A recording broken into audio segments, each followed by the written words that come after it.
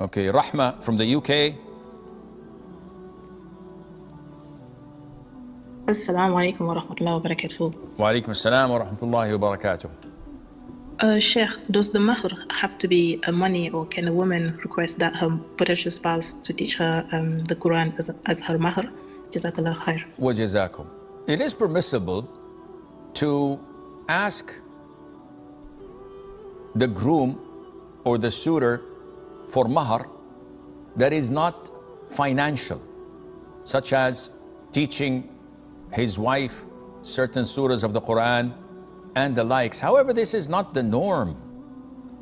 The Prophet ﷺ did not resort to this option except when the man was stone broke. He could not even find a ring of iron, which is a penny or so. He had nothing in this world to compensate his wife with as a dowry or a mahar.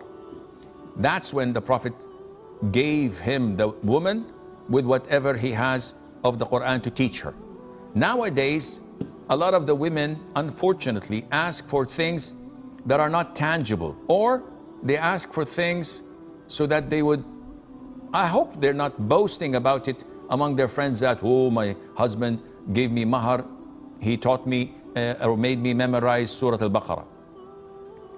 Or some of them ask for Hajj. And I do this in counseling sessions when I arbitrate between spouses that are at the brink of divorce. And the woman says, he has to give me the mahar. We've been married for 6 years, and the mahar was to take me to Hajj. So I want him to give me $20,000. And when I asked the man, he said, yes, I said I'll take her for Hajj as mahar, but she's requesting and demanding first-class tickets and the best type of camps in Mecca and the likes. And this is too much. The average is like $7,000, $10,000, and they have a dispute. That's why it's best to monetize it.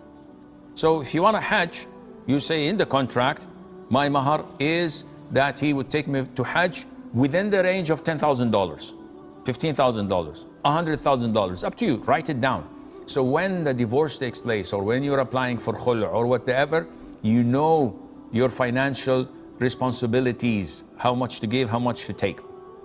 Qur'an, how can you do that? If you want to seek khul' and he taught you Surah Al-Baqarah, he needs financial compensation for khul'. It can't be done without any compensation, otherwise it would be divorce. So this is not the right thing to move on, and Allah knows.